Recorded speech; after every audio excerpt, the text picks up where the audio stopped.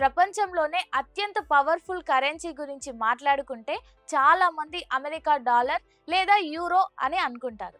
కానీ ఒక చిన్న దేశానికి సంబంధించిన ఒకే ఒక్క నోటు మన దేశపు కరెన్సీలో దాదాపు 7 లక్షలకు సమానం.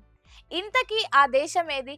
ఆ నోటు విశేషాల గురించి మాట్లాడుకుంటే ఆ దేశం పేరు బ్రూనై. ఆ దేశపు $10,000 నోటు భారత కరెన్సీలో దాదాపు 6.8 లక్షలకు సమానం.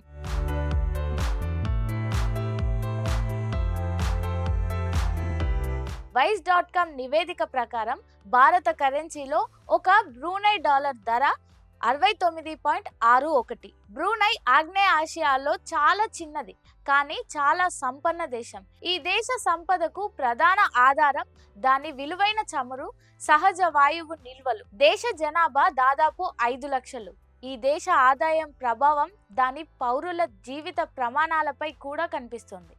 ఎందుకంటే దాని కరెన్సీ బలం ప్రపంచంలోనే ఒక ఉదాహరణగా పిలువబడుతుంది. ప్రపంచంలోనే అత్యంత ఖరీదైన నోటు.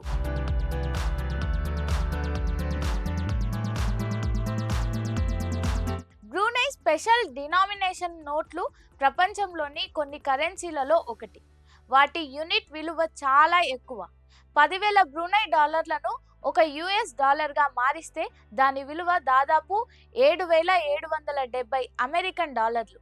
అయితే బ్రూనై ఈ నోటును పరిమిత పరిమాణంలో ముద్రిస్తుంది.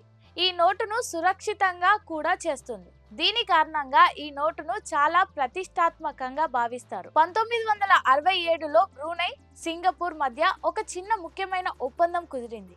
దీని ప్రకారం రెండు దేశాల కరెన్సీల విలువ ఒకే విధంగా ఉంటుంది. నేటికి బ్రూనై డాలర్, సింగపూర్ డాలర్ ఒకే రేటులో ఉన్నాయి.